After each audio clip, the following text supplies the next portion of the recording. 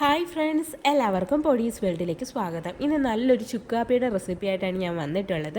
ജലദോഷമോ തൊണ്ടവേദനയോ ചുമയൊക്കെ ഉണ്ടെങ്കിൽ ഈ ഒരു ചുക്കാപ്പി കുടിക്കുന്നത് വളരെ നല്ലതായിരിക്കും. അതുമാത്രമല്ല, ഇപ്പം നമ്മുടെ നാട്ടിൽ മഴയൊക്കെ തുടങ്ങിയിട്ടുണ്ട്. അപ്പോൾ ആ മഴ സമയത്തൊക്കെ ഇങ്ങനെ ഒരു ചൂട് ചുക്കാപ്പിയൊക്കെ കുടിക്കുന്നത് വളരെ നല്ലതാണ്. അപ്പോൾ ഇതെങ്ങനെ തയ്യാറാക്കുന്നതെന്ന് നോക്കാം. ചുക്കാപ്പി തയ്യാറാക്കുന്നതിനായിട്ട് ഞാനിവിടെ 2 കഷ്ണം ചുക്കാണ് എടുത്തിട്ടുള്ളത്. നിങ്ങൾ എടുക്കുന്ന വെള്ളത്തിൻ്റെ അളവിന് വേണം ചുക്കിൻ്റെ എണ്ണം തീരുമാനിക്കാനായിട്ടോ. ഇനി നമുക്കിതൊന്ന് ചതച്ചിട്ടെടുക്കണം. അതുപോലെ തന്നെ ഞാനിവിടെ 1 ടീസ്പൂൺ അളവിൽ കുരുമുളകും കൂടി എടുത്തിട്ടുണ്ട്. അപ്പം ഈ ഒരു ചുക്ക് കാപ്പിക്ക് എന്ന് പറയുമ്പോൾ അത്യാവശ്യം എരിവുള്ള ചുക്ക് കാപ്പിയാണ്. പിന്നീട് ഒരു 1/4 ടീസ്പൂൺ അളവിൽ ചെറിയ ജീരകവും കൂടി എടുത്തിട്ടുണ്ട്. ജീരകം നിങ്ങൾക്ക് താല്പര്യമില്ലെന്നുണ്ടെങ്കിൽ എടുക്കണ്ട കേട്ടോ. ഇനി ഇത് ഇത്രയും കൂടി നമുക്കൊന്ന് ചതച്ചിട്ടെടുക്കാം.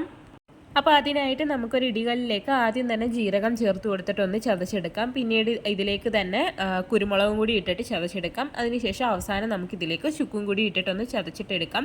ഈ ഒരു മഴ സമയത്തൊക്കെ നമ്മൾ ഈ ഒരു ചുക്ക് കാപ്പിയൊക്കെ കുടിച്ചിട്ടിരിക്കുന്നത് അതൊരു പ്രത്യേക വൈബാണ്. നമ്മുടെ തൊണ്ടയ്ക്കൊക്കെ ആണെങ്കിലും ഒരു നല്ലൊരു റിലീഫ് കിട്ടും. അതുപോലെ തന്നെ നമ്മൾ ഈ ചുക്ക് കാപ്പിക്കകത്ത് ഇടുന്ന കരിപ്പെട്ടിയൊക്കെ ആണെങ്കിലും ഇമ്മ്യൂണിറ്റി ബൂസ്റ്ററാണ്. വളരെ നല്ലതാണ് നമ്മൾ ഈ മഴക്കാലത്ത് ചുക്ക് കാപ്പിയൊക്കെ കുടിക്കുന്നത്. അപ്പോൾ അതെല്ലാം ഞാൻ ചതച്ചെടുത്തിട്ടുണ്ട്.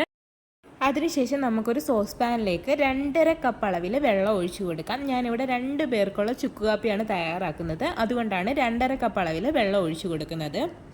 പിന്നീട് നമുക്കിതിലേക്ക് കുറച്ച് കരിപ്പെട്ടി ചേർത്ത് കൊടുക്കാം, അതായത് പാം ഷുഗർ.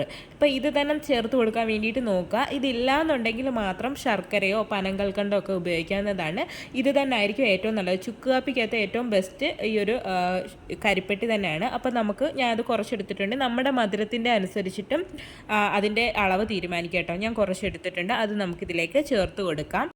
അതിനുശേഷം നമ്മൾ നേരത്തെ ചതച്ച് വെച്ചിട്ടുണ്ടായിരുന്ന ആ ഡ്രൈ ഇൻഗ്രീഡിയൻസ് എല്ലാം കൂടി ഇതിലേക്ക് ചേർത്ത് കൊടുക്കാം. എന്നിട്ട് നന്നായിട്ടൊന്ന് മിക്സ് ചെയ്തിട്ട് എടുക്കാം.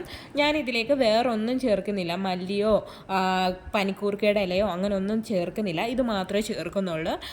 ഇതൊക്കെ ചേർത്ത് മല്ലിയും പനിക്കൂർക്കയുടെ ഇലയൊക്കെ ചേർത്തിട്ടുള്ള മരുന്ന് കാപ്പിയുടെ റെസിപ്പി ഞാൻ വേറെ ഇട്ടിട്ടുണ്ട്. അതിൻ്റെ ലിങ്ക് ഞാൻ ഡിസ്ക്രിപ്ഷൻ ബോക്സിൽ കൊടുത്തേക്കാം കേട്ടോ. അപ്പോൾ ഈ ഒരു ചുക്ക് കാപ്പിക്കകത്ത് ഈ ഒരു ചുക്കും കുരുമുളകും മാത്രമേ ഞാൻ ചേർക്കുന്നുള്ളൂ, ജീരകവും കൂടി. എന്നിട്ട് ഇത് നന്നായിട്ട് മിക്സ് ചെയ്തെടുത്തിട്ട് നന്നായിട്ട് തിളപ്പിച്ചിട്ടെടുക്കണം. ഇതിപ്പോൾ നമ്മൾ 2.5 കപ്പ് വെള്ളമാണ് എടുത്തിട്ടുള്ളത്. അത് നല്ല രീതിയിൽ തിളച്ച് വറ്റിയിട്ട് 2 കപ്പായിട്ട് നമുക്ക് കിട്ടണം. അതുവരെ നന്നായിട്ട് തിളപ്പിച്ചിട്ടെടുക്കണം. ഇതിൻ്റെ ആ ഒരു ഫ്ലേവറൊക്കെ ആ വെള്ളത്തിൽ ഇറങ്ങണം. അതുവരെ നന്നായിട്ട് നമുക്ക് തിളപ്പിച്ചിട്ടെടുക്കാം. അപ്പോൾ നമ്മുടെ ചുക്ക് കാപ്പി തിളച്ചൊരു 1/2 കപ്പോളം തിളച്ച് വറ്റി വന്നിട്ടുണ്ട്. ഇനി നമുക്കിതിലേക്ക് കോഫി പൗഡർ ചേർത്ത് കൊടുക്കാം. ഞാനിവിടെ ഒരു 1/2 ടീസ്പൂണോളം കോഫി പൗഡർ എടുത്തിട്ടുണ്ട്. സാധാ കോഫി പൗഡറാണ് ഞാൻ എടുത്തിട്ടുള്ളത്. അപ്പോൾ നിങ്ങൾക്ക് ഇൻസ്റ്റൻറ്റ് കോഫി പൗഡർ ആണെങ്കിലും ഉപയോഗിക്കാവുന്നതാണ്. എന്നിട്ട് നന്നായിട്ട് മിക്സ് ചെയ്ത് കൊടുത്തിട്ട് ഏകദേശം ഒരു 1 മിനിറ്റോളം ഒന്നും കൂടി ഒന്ന് തിളപ്പിച്ചിട്ടെടുക്കാം. അപ്പോൾ ഇത്രയും മതി. നമ്മുടെ ചുക്കാപ്പിയൊക്കെ നല്ല രീതിയിൽ തിളച്ച് വന്നിട്ടുണ്ട്. ഇനി നമുക്ക് ഫ്ലെയിം ഓഫ് ചെയ്തിട്ട് ഇതൊന്ന് അരിച്ചിട്ടും കൂടി എടുക്കാം. അപ്പോൾ നമ്മുടെ ടേസ്റ്റി ആയിട്ടുള്ള ചുക്കാപ്പി ഇവിടെ റെഡി ആയിട്ടുണ്ട്. വളരെ പെട്ടെന്ന് തയ്യാറാക്കി എടുക്കാം. അധികം ഇൻഗ്രീഡിയൻസ് ഒന്നുമില്ല. ഇപ്പം പനിയുടെ സമയമൊക്കെയാണ്, ജലദോഷവും പനിയൊക്കെ ഉള്ള സമയമാണ്. അപ്പോൾ എല്ലാവരും ഇതൊന്ന് തയ്യാറാക്കി കുടിച്ച് നോക്കണേ.